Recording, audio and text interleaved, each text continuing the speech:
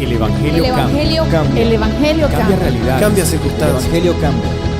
Cambia las vidas. Para bien. Y para siempre. Para siempre. El Evangelio cambia la tristeza. y la convierte en gozo. Cambia las familias. comunidades. Está cambiando nuestra El nación. Evangelio Está cambia. cambiando nuestra nación. La mayor experiencia del cambio para nuestra Venezuela. El cambio para nuestra Venezuela. El Evangelio cambia.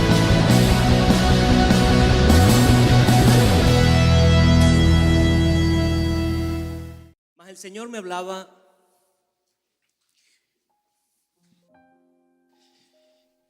en base a nuestra vida,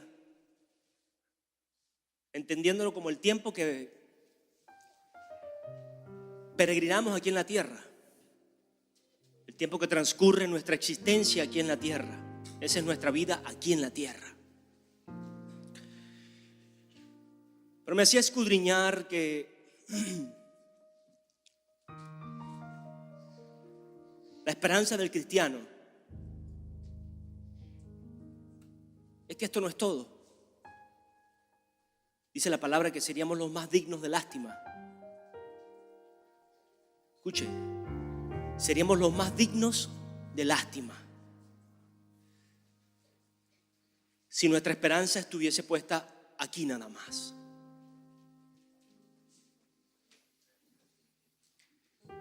Y es el estandarte de todo cristiano hablar de una salvación, hablar de un después, hablar de un mientras, hablar de un presente, hablar de un día a día y tener en cuenta un futuro en espacio y tiempo que solo Dios lo sabe. Con certeza. A nosotros nos ha dejado muchos vislumbres, no acertijos, palabras claras, concretas. Es ahí donde interviene la fe del hombre, donde interviene nuestra expectativa, nuestra posición, para que estas cosas sean o no realidad o sean o no parte de su vida y de la mía. Pero esta palabra es fundamental, salvación, para hablar de un presente, de retos, para asumir esos retos, para enfrentar esas adversidades, para buscar sobreponerse a esas circunstancias. Tiene que haber una esperanza en nosotros. Y esta palabra futuro, esta palabra eternidad, esta palabra un después, esta palabra donde me habla de que no prevalece sino que permanece, y no por un tiempo sino para siempre, me habla de salvación. Amén. Entonces nos encerramos en este término hoy, salvación. Salvación. Diga en su mente, salvación. Dios envió a Jesucristo para salvarme. Dios envió a su único hijo para salvarme. Jesús murió en una cruz para salvarme a mí. Derramó hasta su última gota de sangre para salvarme a mí.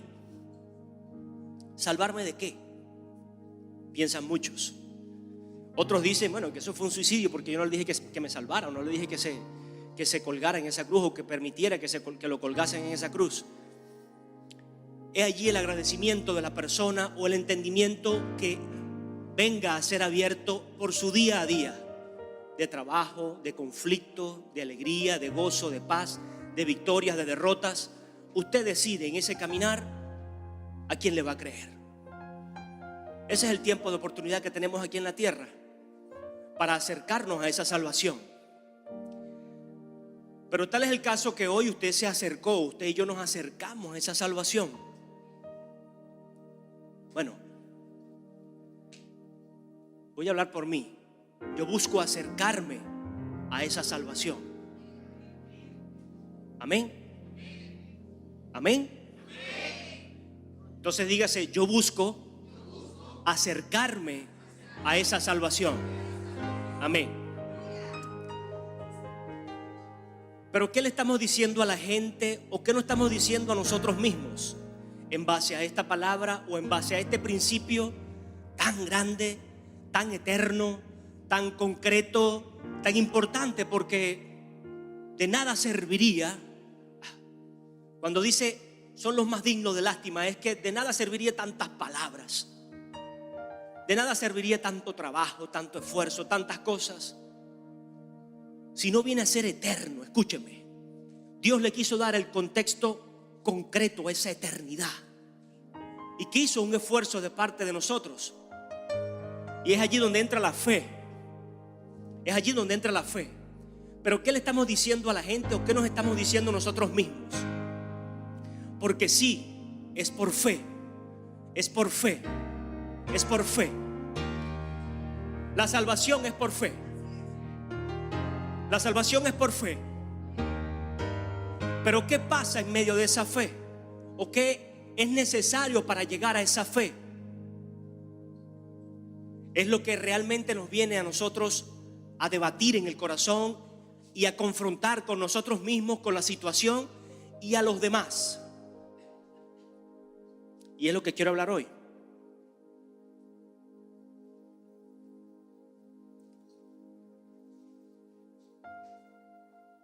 Arrepentimiento.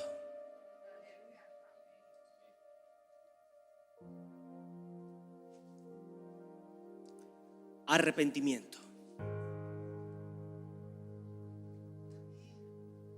Juan, el Bautista, de quien les he venido hablando, o el Señor les ha venido hablando, o nos ha venido hablando, porque a mí me habla aquí cuando estoy aquí arriba, a mí me bendice desde aquí arriba.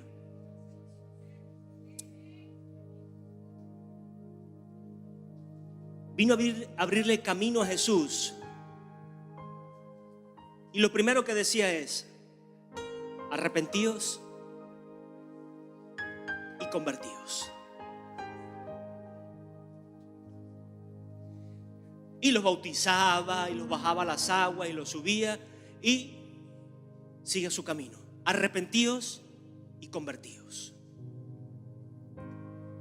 No obstante, podría ser una doctrina de hombre, pudiese ser una doctrina del apóstol de ese momento, o del profeta de ese momento, o del evangelista, o de el personaje de ese momento.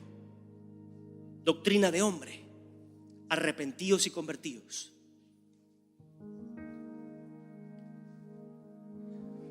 Pero aquí entra en escena Jesucristo, y ustedes bien conocen el pasaje que le dice a Juan: es necesario que tú me bautices. Es necesario que todas las cosas sean hechas, se cumplan conforme a la voluntad de Dios. No es necesaria mi altivez, no es necesario mi orgullo, no es necesaria mi idolatría, no es necesaria mis posiciones egocéntricas o testarudas. Es necesario que se cumpla conforme a la voluntad de Dios, le dice Jesús. Y Jesús es bautizado por Juan. Jesús es bautizado cuando el bautismo era para arrepentimiento o para perdón de pecados, para perdón de pecados. Y el que no tenía pecado, el que había sido escogido, el que era un Mesías o el que era el Mesías, tenía que descender a las aguas por un profeta, de igual forma como lo hacía cualquier pecador. Entonces, ¿a qué jugamos? Venía a ser entonces el que dirán o la comidilla del momento, porque si Jesús era el Mesías, ¿por qué estaba descendiendo a las aguas para perdón de pecados? Si era el Mesías, no tenía pecado. Si no tenía pecado, es el escogido de Dios. Si es el escogido de Dios, viene entonces a limpiarme el pecado a mí, no a arrepentirse aquí en la tierra. Pero diga conmigo: Jesús es ejemplo. Jesús es el mejor ejemplo. Usted no puede decir que Jesús es el único ejemplo, porque si no, entonces usted y yo no valemos. No voy a decir que es el único ejemplo, porque entonces la iglesia no vale. El hombre no valdría. Y por el contrario, el hombre vale mucho para Dios. Usted vale mucho para Dios. Y si usted vale para Dios, usted vale para todo el universo entonces. Porque Dios es el que creó el universo. Y si usted vale para el creador de este universo, de esta tierra, de esta iglesia, entonces usted vale para todo. Pero ¿qué pasa? Jesús vino a darnos el ejemplo que tenemos que seguir, que es muy diferente. No es que tiene que ser el único ejemplo. Y ahí no me eximo yo entonces de la responsabilidad, porque quiero o no, el ejemplo es Jesús. El ejemplo es Jesús. Y sí, lo predico y lo creo y lo sigo.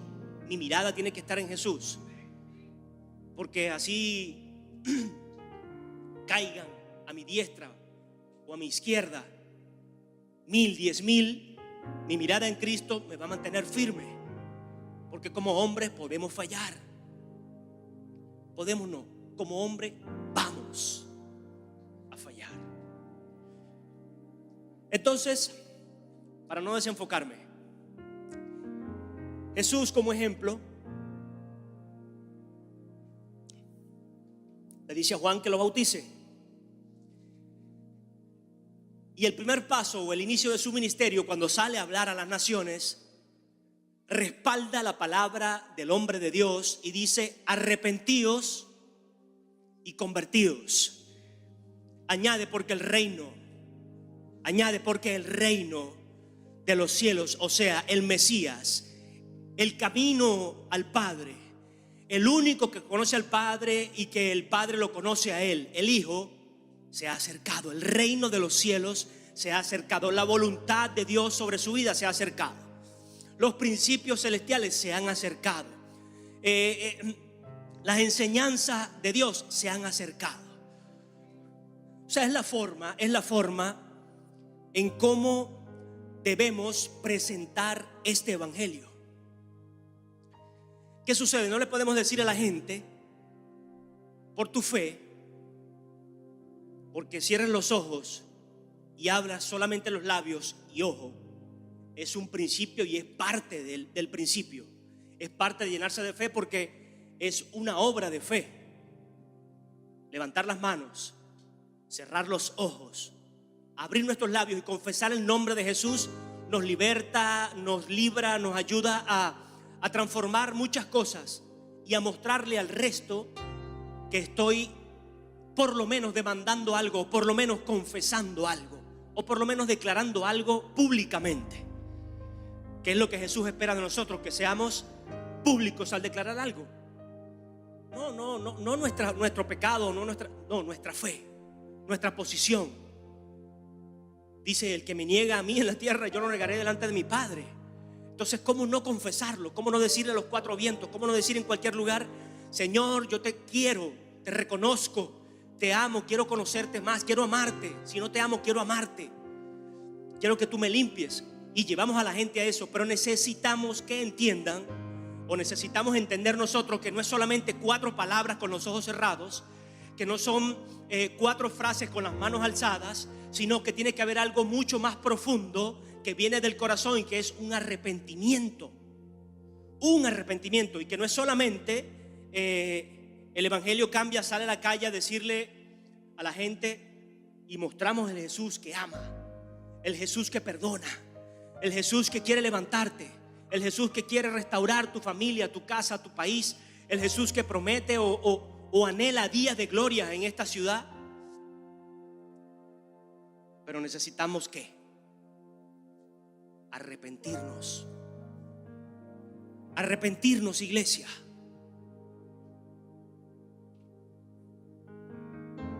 Arrepentirnos. Mire, la fe no va a venir si no hay arrepentimiento.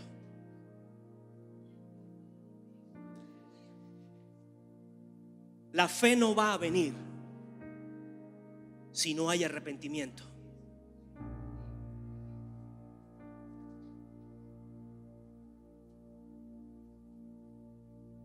¿Cómo llegamos a este arrepentimiento, Señor? ¿Cómo llegamos a esa posición? Vaya conmigo, por favor, al libro de Hechos. Hechos capítulo 2.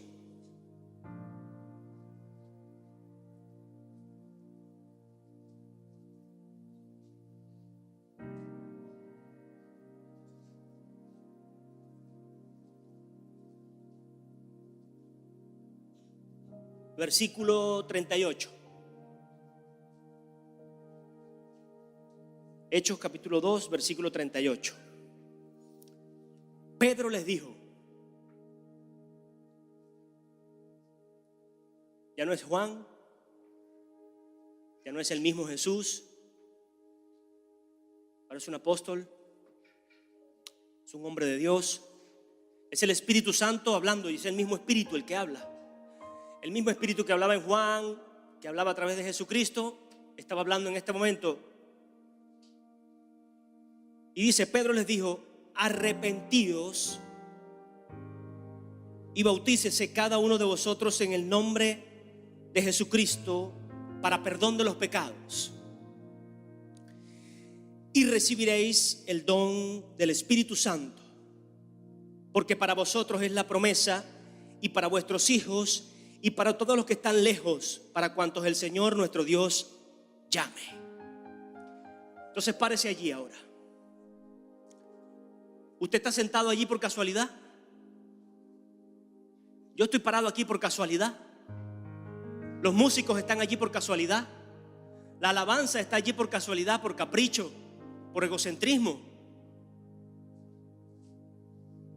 ¿O Dios llamó? ¿Usted está con toda su flojera aún así sentado allí por casualidad? ¿O Dios lo llamó? ¿Usted está allí con todas las ocupaciones que tenía que hacer hoy, o todo lo que tenía que regar en su casa, o arreglar, o hacer, o todo lo que tenía que descansar hoy, pero está sentado allí por casualidad o porque Dios lo llamó? Pues déjeme informarle que sí, Dios lo llamó.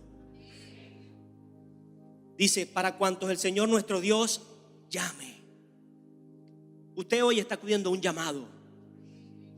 Cuando en la calle escuchó algo o ha escuchado de Jesucristo, hoy aquí en la iglesia está acudiendo a un llamado. Está respondiendo y está dando un primer paso. Pedro le decía a los que asesinaron a Cristo, a los que lo crucificaron, arrepiéntase. Pedro le estaba predicando a la iglesia que crucificó a Jesús. O sea, póngalo usted en la historia como la gente con mayor responsabilidad en el apoyo a Satanás. Véalo así.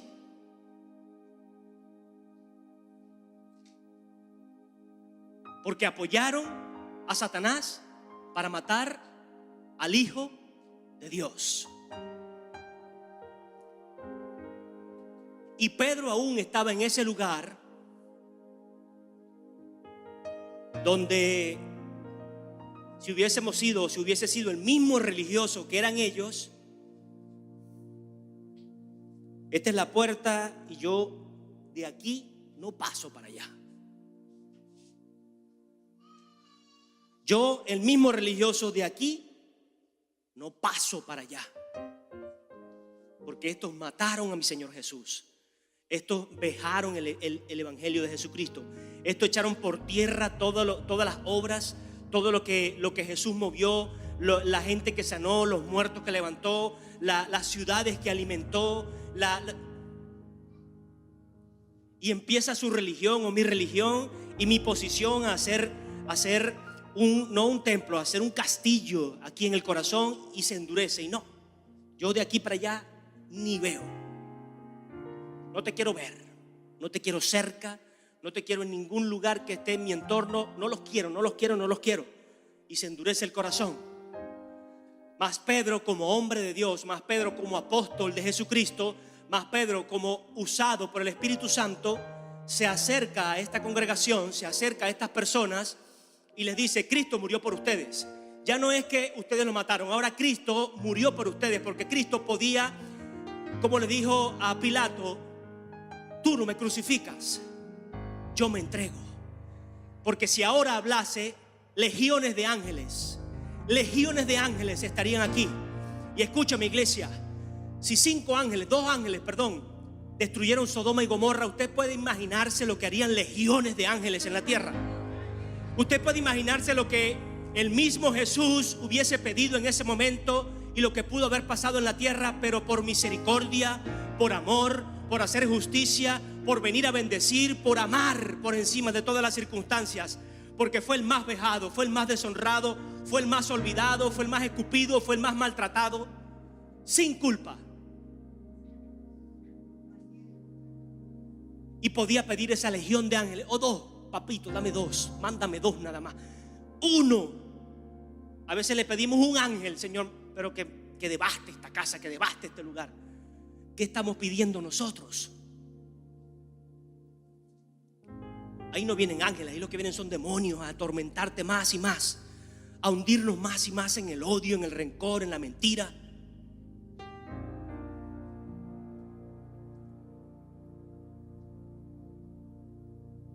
Este Jesús, o Pedro, entra en el espíritu de quien era apóstol, en el espíritu de Jesucristo. Y no dice ustedes, sí, ustedes lo mataron. Ustedes lo mataron. Yo lo negué, pero ustedes lo mataron. Yo no fui, fueron ustedes. Eso es lo que hace el que condena, el condenador. Yo tenía las manos en el fuego, pero a mí ese fuego no me quema, a ti sí. Pedro lo negó, pero ustedes lo mataron. No. Pedro fue en la posición entendiendo qué es lo que había hecho, reconociendo qué es lo que, y por eso podía hablar de arrepentimiento, entendiendo que había faltado al Señor Jesús, entendiendo que había echado por tierra todos los días que caminó con Él, entendiendo que no había depositado su fe realmente, porque no se había arrepentido. Pero ahora en medio de esa situación podía hablarle a una iglesia llena de religión y decirle: arrepiéntanse, porque ustedes fueron partícipes de ese asesinato. Pero hay esperanza. Pero hay esperanza. Pero hay esperanza, y no lo dice Pedro, lo dice el Señor. Diga conmigo: hay esperanza para mí. Hay esperanza para mi familia. Hay esperanza para mi casa. Hay esperanza para mi iglesia. Hay esperanza para mi alma. Hay esperanza para mi país. Hay esperanza para mis hijos.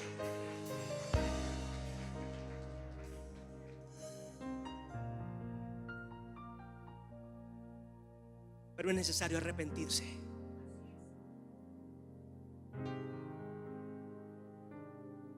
Arrepentíos y bautícese cada uno de vosotros en el nombre de Jesucristo para perdón de los pecados.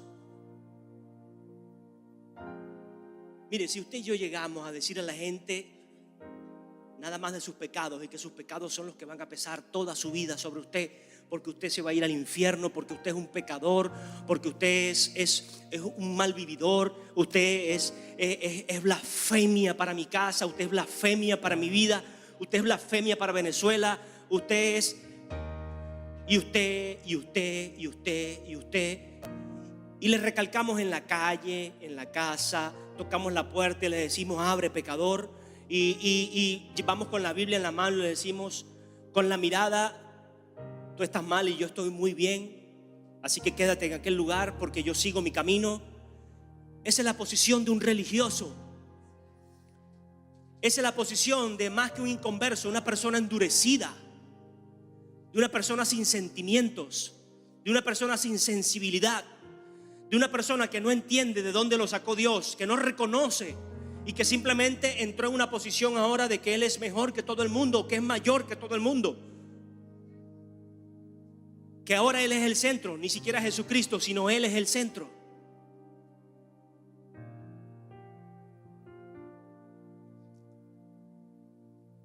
Pero tampoco podemos decirle a la gente: abre tus labios, confiesa a Jesús y serás salvo. Arrepiéntete en tu corazón, porque yo no vine para engañar al mundo. Así dijo Jesús: yo no vine a engañar al mundo, vine a decir la verdad, y la verdad os hará libre. La verdad os hará libre.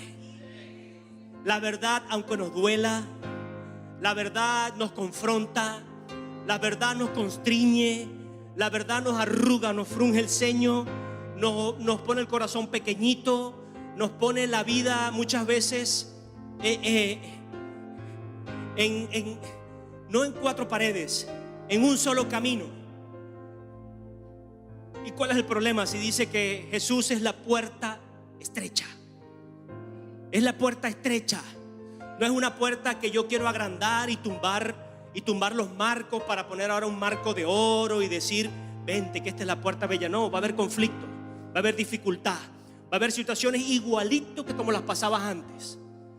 Pero ahora ¿qué, papá? Ahora no es que es el marco de oro, no, ahora es una cúpula que te cubre, porque Dios estará contigo. Dios estará contigo en cada una de ellas. Dios estará contigo cuando tú hablas con la verdad, cuando tú dices, cuando tú predicas, cuando tú ejerces la autoridad, cuando tú caminas en bendición. Aún cuando caminas en el desierto, Dios va a estar contigo. Entonces ya no es la garantía de que todo sí va a estar bien. Amén, va a estar bien porque Dios lo va a transformar, porque Dios está contigo. No es la garantía de que no te van a pasar cosas. Sí, te van a pasar cosas, pero Dios está contigo. La mayor garantía para cualquiera es que el constructor, el edificador, el que te creó, esté con nosotros. Porque Él moldea. El alfarero, Él moldea. Él amolda esa situación. Él amolda esa circunstancia. Y escúcheme, la molda a ti y tú eres moldeado por Él también. Entonces te da estructura, te da una forma más concreta. Y ya los pajaritos que volaban en la cabeza se bajan y te centras en algo más importante. Ya las duditas que estaban por allí, o las circunstancias, o los pensamientos que tenías, que no entendías, que no sabías, que no comprendías, que no encontrabas, los encuentras. Y los que no se van, los que no son de Él se van. Y los que estaban desordenados se organizan. Y tienes otra estructura diferente. Empieza una madurez ahora espiritual. Ya no eres solo un niñito que va de aquí para allá y que viene el lobo, como el cuento de Caperucita, o el cuento del lobo y las ovejas. Y viene el lobo y hace y deshace con él. No. Es una persona con estructura. Es una persona con base. Es una persona con criterio celestial. Amén.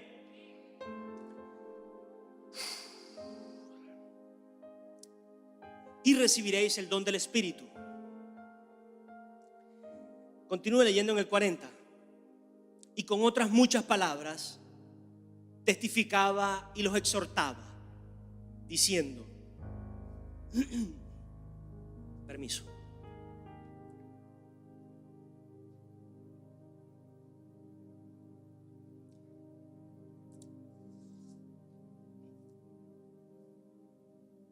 Sed salvos de esta perversa generación. Estamos hablando de hace más de 2000 años. Siempre ha habido generaciones perversas. Siempre ha habido dificultades. Siempre ha habido gente difícil, gente que engaña, gente que miente, gente que odia, gente que es rebelde, gente que es incrédula, gente que es asesina. Siempre lo ha habido. Generación perversa. Pero estaba hablando Pedro ahora que para cada una de esas generaciones es Jesucristo. Es la fe en Jesús a través de un arrepentimiento la que lo va a salvar. Salvación. Salvación. Entonces traiga ahora la palabra, ahora el contexto de su día a día. Ya quizás entonces no lo ponga tan lejos o al futuro o a la vida eterna. Póngase al presente. Póngase a la circunstancia que está pasando. Póngase a la dificultad, al problema que está viviendo. Póngase aún a la alegría que está transcurriendo, que usted no quiere que se vaya, que se desvanezca, Usted no quiere que sea una mentira, usted no quiere que sea algo superfluo o algo temporal, sino que usted quiere que permanezca hoy y para siempre. Le estaba diciendo: sed salvos de esta generación, sed salvos de lo que les rodea, sed salvos de las circunstancias, sed salvos de los problemas, sed salvos de las dificultades, sed salvo aún de lo que viene a robarte esa felicidad que estás viviendo, de esa prosperidad que estás viviendo. ¿Usted está entendiendo, iglesia? Una salvación completa, una salvación integral, alma, cuerpo y espíritu. Una salvación que viene a borrar mi pasado, que lo que hice ayer que me avergonzaba, lo que hice esta mañana que me avergonzó, lo que hice hace un minuto que me podía avergonzar, Dios quiere borrarlo. Dios puede borrarlo. Escuche, quiere y puede, pero necesita un arrepentimiento de nosotros. Y que mi arrepentimiento no es solo confesar: sí, Jesús, yo quiero. No es solo con danzar en una obra de teatro: sí, sí, muy bien y excelente. No es solo con salir a predicar y decir aquí y allá. No es solo metódico decir: arrepiéntete, pecador, o decir: Cristo te ama. Es que tengo que tener yo una revelación de eso. Y escucha, lo estaba diciendo un hombre que falló y le falló y estaba al lado de Jesús. Un hombre que caminó sobre las aguas, pero que en su momento lo negó. Que en el momento difícil de circunstancia para él, no para Pedro, para él, para Jesucristo, lo negó. En el momento que tenías que cumplirle a Jesús, lo negaste. En el momento que Jesús te estaba demandando algo, lo negaste. En el momento que Jesús te dijo: sirve en este lugar, que Jesús te dijo: muchacho, levántate en esta posición, que Jesús te dijo: padre, perdona y levanta a tu familia, que Jesús te dijo: arrepiéntete y deja de maltratar a tus hijos, que Jesús te dijo: arrepiéntete, mujer, y ama a tu casa, que Jesús te dijo: arrepiéntete y pastorea a tu iglesia, que Jesús te dijo: arrepiéntete y vuelve a tu ministerio.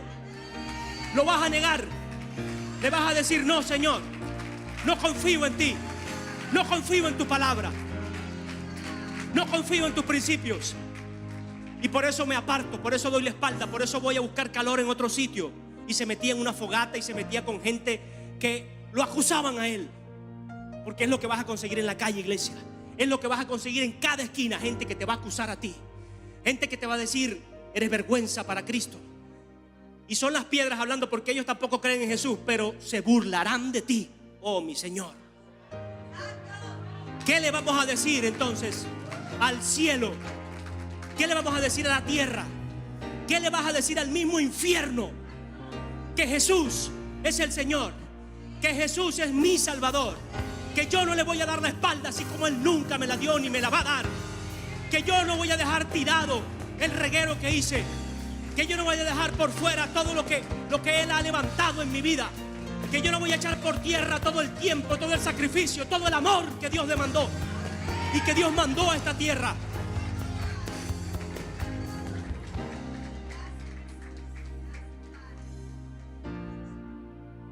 Entonces no es solo las 4 palabras, las 3 obras, no es solo la repetición metódica, sino que aquí tiene que haber un arrepentimiento. Y escúcheme, usted no tiene que ir al cardiólogo a que le haga el examen del corazón para ver si usted se puede arrepentir o no, porque le va a dar taquicardia, ¿no? Ay, mi Señor, esto le va a sobreexaltar para su espíritu. Mire, la gente que recibe perdón de Dios es gente que entiende ahora en la situación o en la posición que estaban, pero entienden más aún a dónde van, entienden mejor aún quién los llamó, entienden por encima de todas las circunstancias quién los puede levantar y quién los quiere levantar. Entienden ahora cuál es su futuro. Pueden ver su pasado, vivir su presente y entender cuál es su futuro. Entender que hay esperanza, entender que hay paz, entender que hay gozo, entender que hay bendición en seguir a Jesucristo, ¿cómo no estar firme? ¿Cómo no estar firme en algo que no es pasajero? En algo que no es temporal, que no es de un día, sino en algo que es eterno.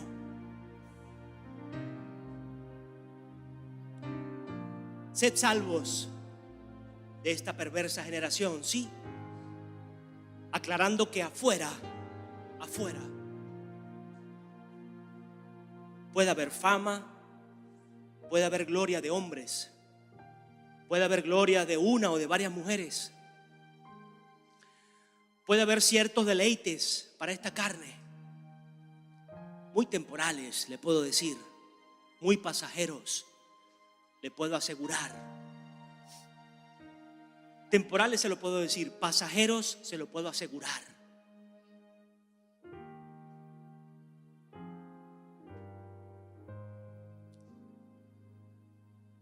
Ah, mi Señor.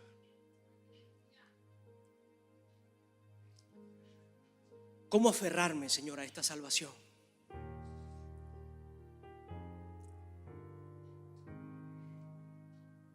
Dice que en el 41, así que los que recibieron su palabra fueron bautizados y se añadieron aquel día como 3,000 de esa congregación de religiosos.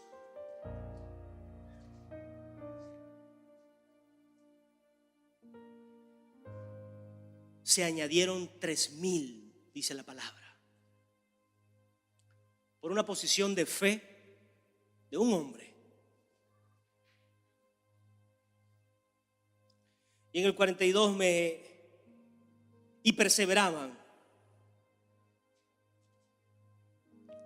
en la doctrina de los apóstoles, en la comunión unos con otros, en el partimiento del pan y en las oraciones. Escucha estos 4 principios que son muestra de un arrepentimiento sincero, poderoso. Vaya conmigo y fíjese el primero: perseveraban en la doctrina de los apóstoles.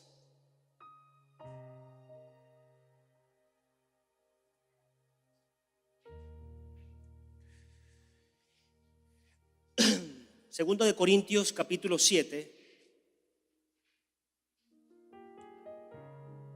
Segunda de Corintios capítulo 7, versículo 9. Perseveraban en la doctrina de los apóstoles. Y entiende esta palabra apóstoles, los discípulos de Jesús que estaban a su lado, los que seguían su evangelio, los que seguían su ejemplo, porque ya en este momento Judas no era apóstol de Jesús. Ya Judas se había ahorcado. Y de los 12 quedaban 11 y se levantó uno más, o levantaron uno más como apóstol de Jesucristo, porque seguía la doctrina o el evangelio de Jesucristo. Ponga la palabra que usted quiera: evangelio, la doctrina, los principios, la base de Jesús. No se haga una doctrina de la palabra de Jesús. Y fíjese aquí en 2 de Corintios capítulo 7, versículo 9, y ahora entiendo por qué usted y yo nos congregamos. Bueno, siempre lo he entendido, pero quiero aclarárselo también para que usted lo vea aún más claro. Ahora me gozo, dice Pablo, no porque hayáis sido entristecidos, sino porque fuisteis entristecidos para arrepentimiento, porque habéis sido entristecidos según Dios, para que ninguna pérdida padecierais por nuestra parte, por mi parte, dice Pablo. La tristeza que es según Dios produce arrepentimiento para salvación, de lo cual no hay que arrepentirse. Pero la tristeza del mundo produce ¿qué? Muerte. Cuando usted viene a la iglesia a escuchar la doctrina de los apóstoles, y haga el paréntesis allí, ¿quién es apóstol? No es solo el apóstol Nahum Rosario y es mi apóstol. No es solo el apóstol Javier Bertucci y es mi apóstol. Es alguien que sigue por encima de un rango, por encima de un cargo, por encima de una posición. Es alguien que sigue realmente a Jesús. Es alguien que vive o vivifica su vida en Jesús. Es alguien que da un ejemplo de su vida a los demás, de cómo es Jesús. Jesús le preguntaba a sus discípulos, a sus apóstoles: ¿qué dicen ustedes de mí que soy yo? ¿Qué le dicen ustedes a la gente? ¿Quién soy yo? He ahí un apóstol, el que le dice a la gente quién es Jesús realmente. He allí un apóstol de Jesucristo. No estoy hablando de ningún otro apóstol de cualquier otra religión o cualquier otra cosa que se haya inventado, no sé. Un apóstol de Jesucristo es el que le dice a la gente quién es Jesús realmente. Entonces yo no le estoy diciendo, la palabra no le está diciendo a usted que todo el que se llame apóstol, usted vaya como un borrego a decir sí, sí, sí, sí, Señor, sí, Señor, sí, Señor, sí, Señor. Porque usted no sabe la vida de esa persona, usted ve o no ve, o vea lo que vea, el hombre hace, deshace, es mujeriego, es esto, es el otro, hace lo que le da la gana. Apóstol, perdóneme. Es tirano, es esto, es el otro. Apóstol, pastor, perdóneme.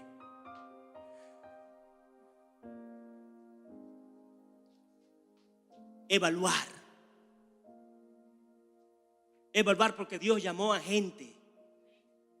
Y si dice ovejas es porque hay un pastor que es Jesucristo y venimos a la iglesia como ovejas de Jesucristo.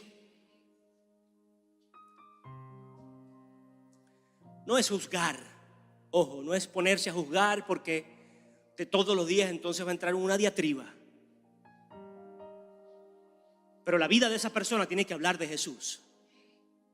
La fe de esa persona tiene que hablar de Jesús. Los labios de esa persona tienen que hablar de Jesús. Los poros de esa persona tienen que hablar de Jesús. Y es allí donde alguien que está arrepentido delante de Dios. Y ojo, porque el primer paso para arrepentirse es ir delante de Dios. Mire, si usted no se ha arrepentido delante de Dios, no vaya a pedir perdón a los hombres.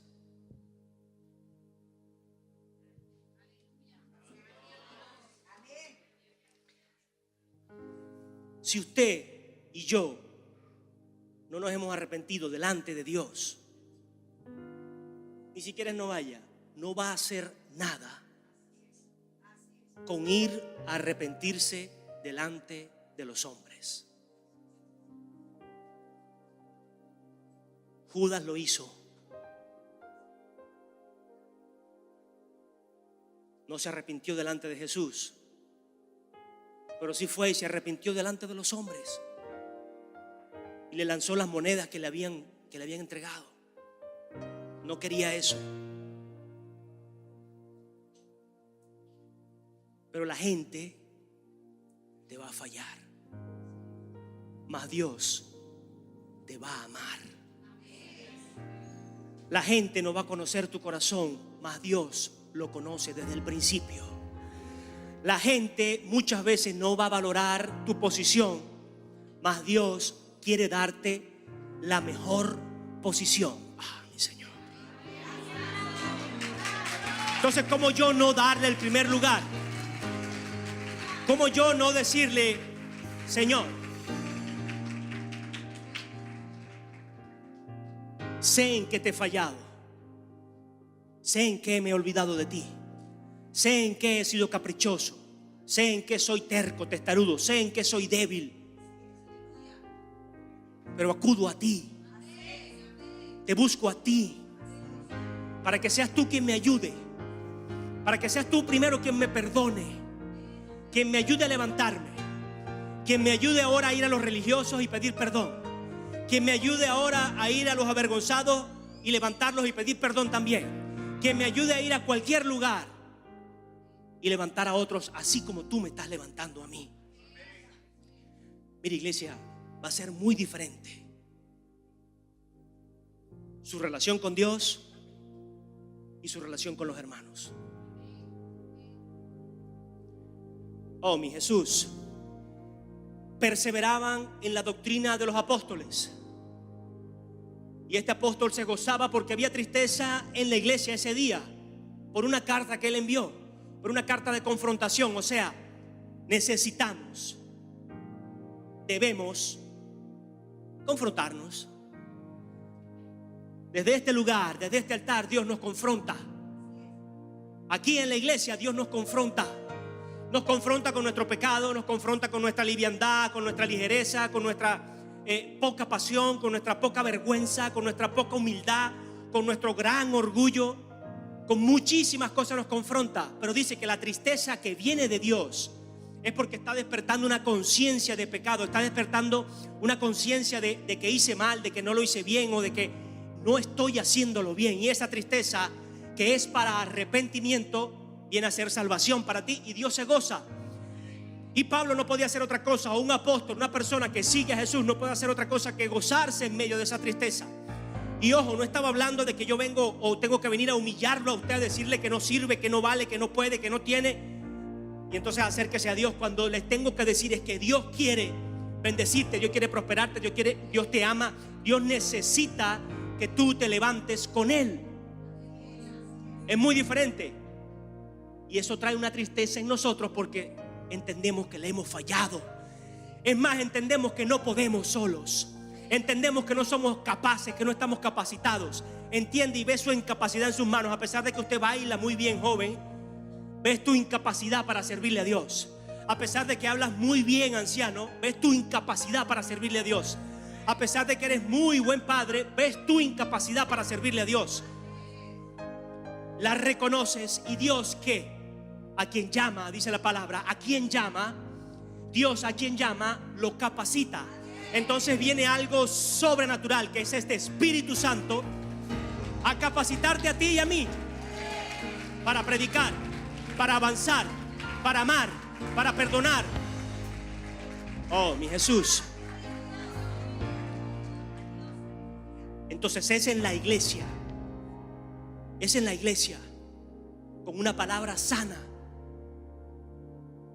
con una palabra que bendice, con una palabra que viene del cielo. Porque si viene del cielo nos va a bendecir. Si viene de parte de Dios nos va a bendecir. Siempre. Amén. Entonces es necesario congregarme. Es importante congregarme.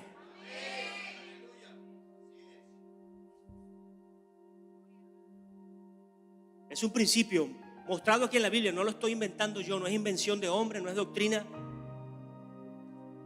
La iglesia de los Hechos, la poderosa iglesia de los Hechos, iglesia que no he visto todavía en ningún lado. ¡Ja!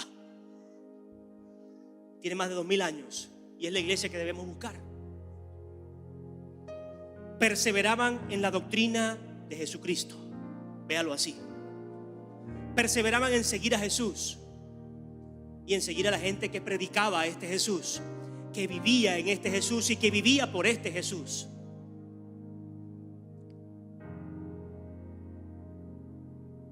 Primera muestra de arrepentimiento.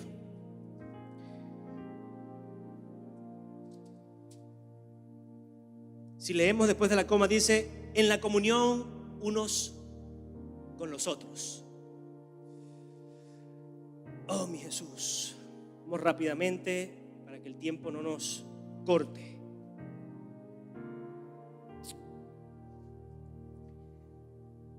San Lucas, el libro de San Lucas, capítulo 17. Capítulo 17, versículo 3.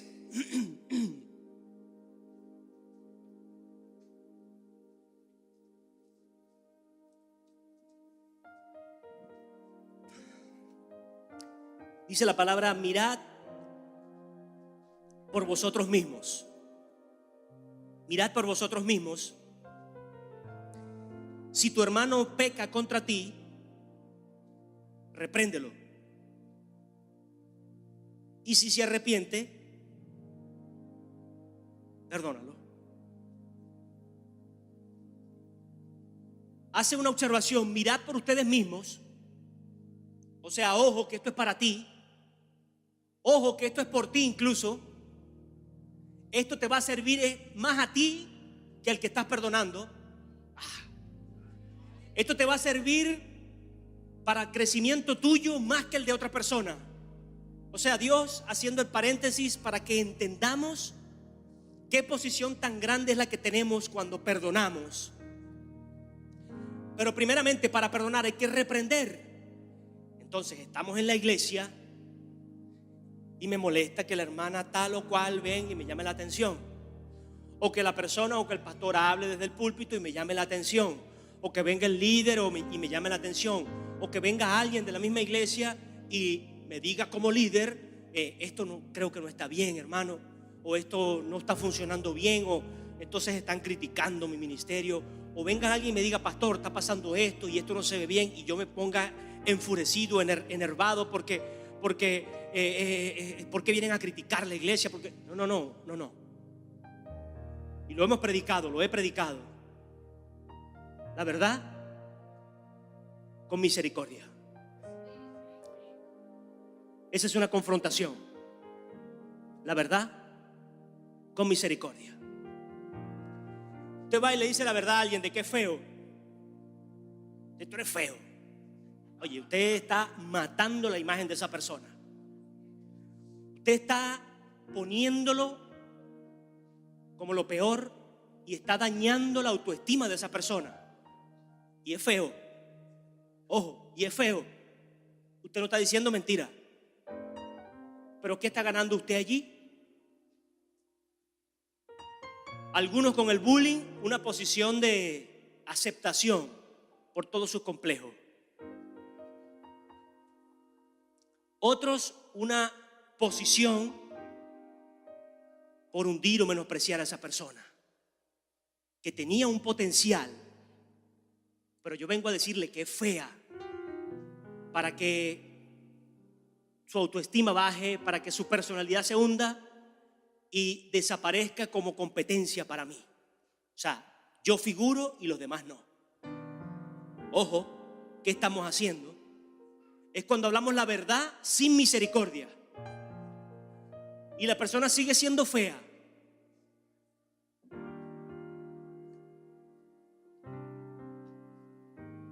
Pero usted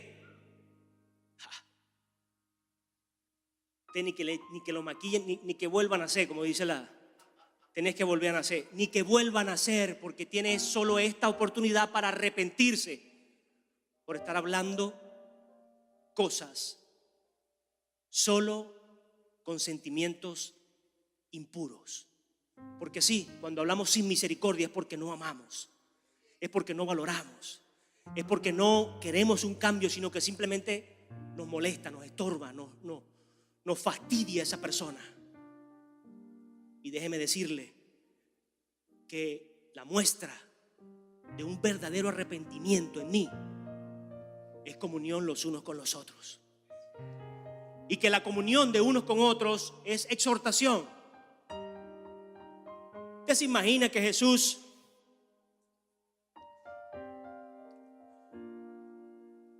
por cuanto todos pecaron y la paga del pecado es muerte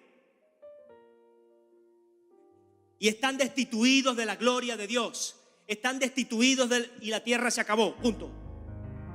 ¿Usted se imagina que Jesús haga eso? Y es la verdad, nos está hablando la verdad. Pero en su misericordia dice: he aquí el Cordero que viene ahora. Mire, iglesia, la misericordia va a levantar esa verdad en la persona.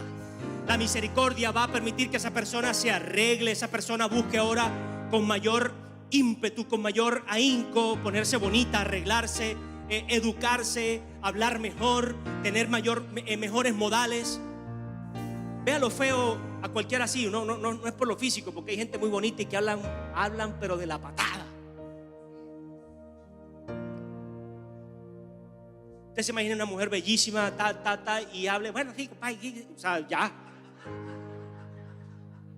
Ahí se le va a usted muchas expectativas. Sí, compadre. Oh, Padre Santo. Usted llega muy galán, mi amor, vamos a cenar. Sí, compadre, vamos pues. Ush. Pero ¿y qué va a hacer? No, en serio, ¿quién te crió a ti? ¿De dónde te sacaron a ti? O, mi amor, vamos a... Me dijeron que había un curso de... Y usted se mete y usted va con esa persona. Ah, porque usted ama. Porque usted valora.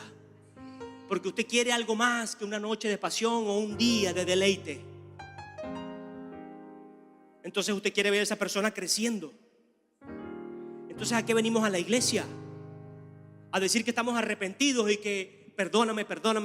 Sí, perdóname, Señor, estoy arrepentido.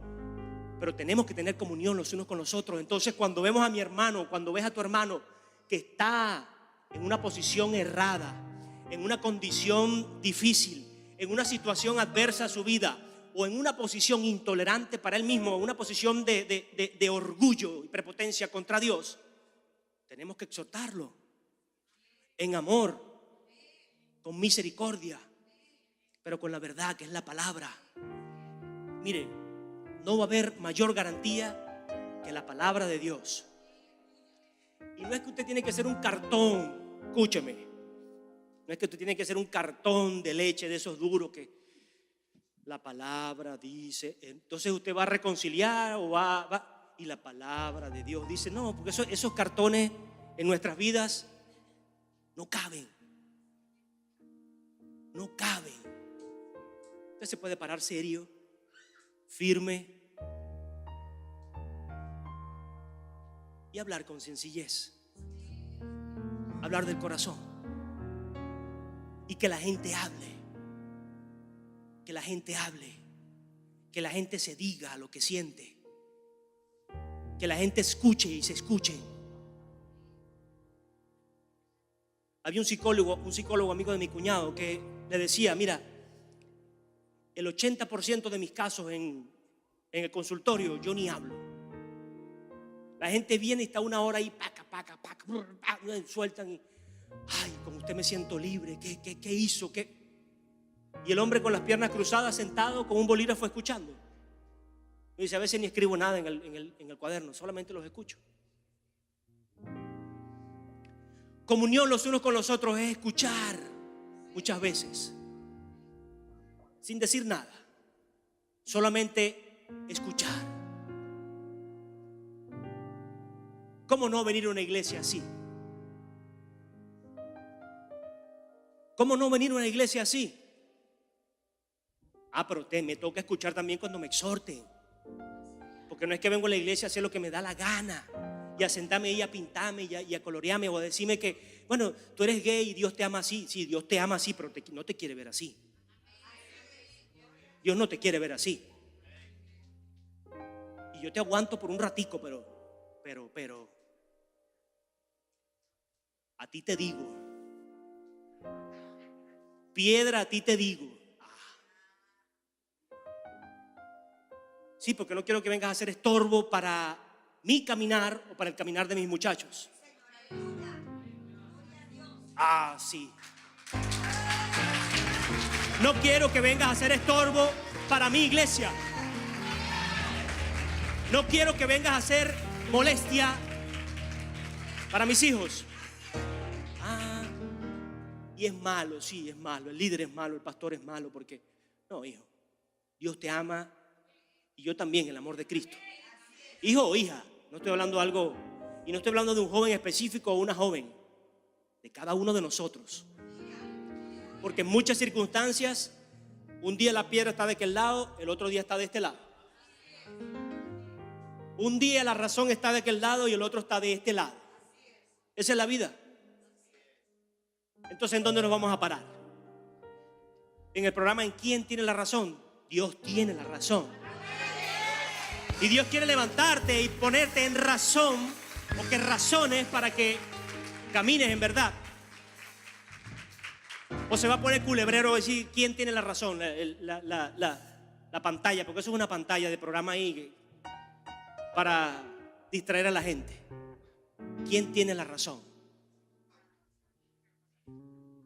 Juan como que lo ve bastante.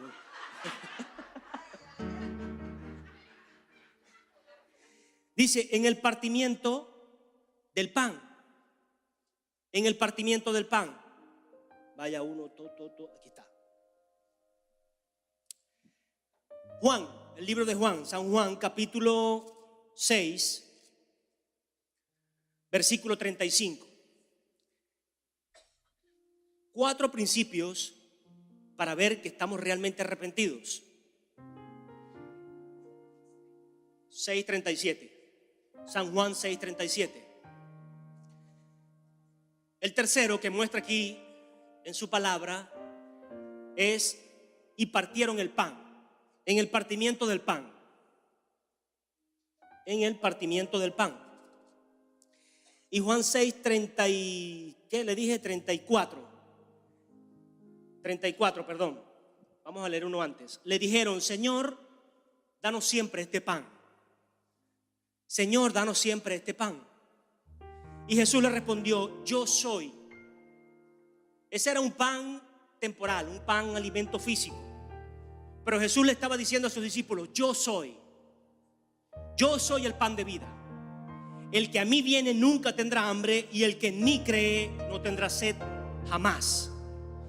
El que a mí viene no tendrá hambre, y el que en mí cree no tendrá sed jamás. Muchas veces vamos a pedir pan y vamos a pedir comida, y la gente nos va a pedir y pedir y pedir. Pero ¿qué está aclarando Dios aquí en este pasaje? En el primero: y partían el pan. Una persona arrepentida habla de Jesús. Una persona arrepentida predica de Jesús. Una persona arrepentida busca que otros conozcan al pan de vida, porque Él conoció algo más grande que sí mismo.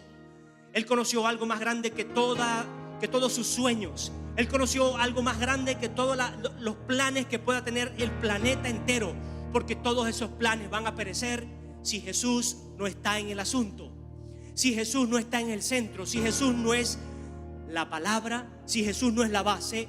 Van a tender a desaparecer. Esos sueños van a tender a desaparecer. Esos milagros que ocurrieron antes van a tender a desaparecer. Esos dones van a tender a menguar. Esa gracia que había en tu vida y esa sonrisa y esa belleza va a tender a desaparecer. Pero en Jesús, el pan de vida, todo permanece. Entonces, una iglesia arrepentida, una iglesia que realmente, o una persona, véalo para su vida y para la mía, en este ministerio sale y el evangelio cambia.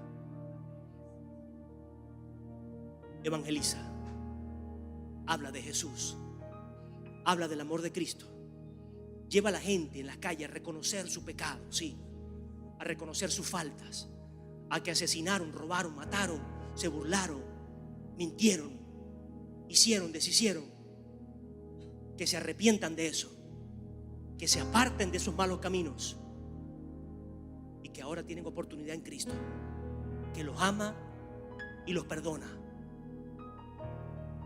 Esa es la palabra. Eso es lo que cambia una vida y es lo que cambia una nación. No es solamente el pan que me abre las puertas de la cárcel, es el pan que abre las puertas de su corazón y cambia las circunstancias de su vida y del entorno.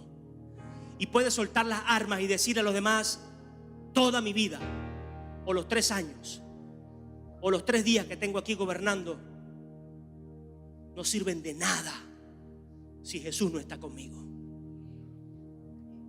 No podemos enseñarle a la gente que Dios va a llenar sus caprichos, o Dios va a cumplir sus caprichos, o Dios va a abrazar sus pecados, porque Dios no tiene, escuche, comunión con el pecado. Dios ama al pecador, que es usted y yo, el portador del pecado, pero Dios no tiene comunión con el pecado. Y el pecado, o tú y yo vamos a ser libres del pecado cuando nos arrepentimos de corazón. Vamos a ser libres de esa situación cuando nos arrepentimos de corazón. Vamos a ser libres de esas maldiciones cuando nos arrepentimos de corazón. Vamos a ser libres de esos demonios, de eso que nos atormenta, de eso que nos angustia, cuando nos arrepentimos de corazón. Vamos a ser libres de esos problemas, de esos conflictos que nos rodean y que se levantaron en base a eso, cuando nos arrepentimos de corazón. Eso es lo que Dios viene a hacer. Entonces, ¿cómo no arrepentirme? ¿Cómo no decirle, sí, Señor, sí, Padre, ya no quiero más? Ya no quiero más de mi pasado, no quiero más de eso, no quiero seguir siendo igual, no quiero seguir siendo un doble ánimo, no quiero seguir siendo un doble vida, no quiero seguir siendo una doble persona. Wow. Entonces se levanta y le va a hablar a otros.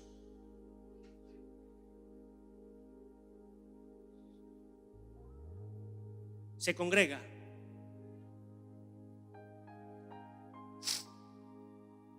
Tiene comunión con los hermanos, o los unos con los otros. Comunión con el resto que predica este evangelio. Ama a la gente.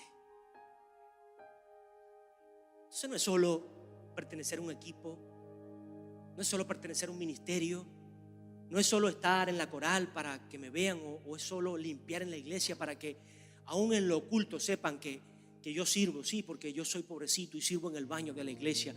Yo quiero servir ahí toda mi vida predicándole a la poseta. Usted a la letrina, o sea, usted tiene un espíritu de autoconmiseración. Sí, porque yo no valgo y yo mejor estoy ahí escondido. Levántese, que Dios lo quiere a usted digno. Y no te hace indigno limpiar el baño, ojo, te hace muy digno. Tan digno que puedes salir a predicar a las calles.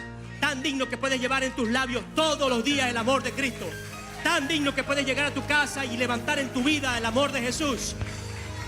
Tan digno que puedes servir no solo en el baño, sino aquí en el altar de la iglesia. Esa es la dignidad que Dios da. Esa es la dignidad que Dios levanta en el hombre. Y para terminar, santo,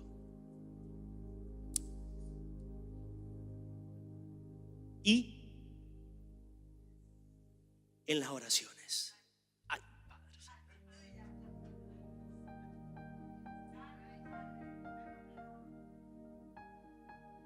Se congregaban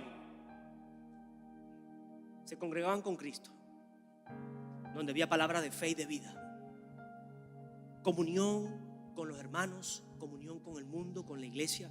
O comunión con el mundo no lo voy a decir porque bueno, ya la religión agarra esto y para arriba y para abajo deshace. Comunión con el mundo. Si la palabra dice que no tengamos comunión con el mundo, amén. Misericordia. Predica de Jesús. Y perseveraban en la oración.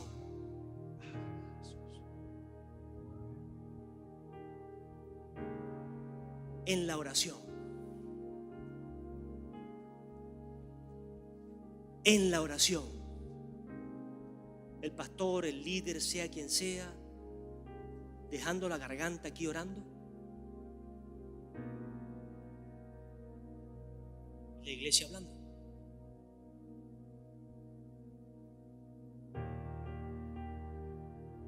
Mi esposa, mi esposo pidiéndome, vamos a orar. Vamos a levantar en casa. Yo apático, indiferente.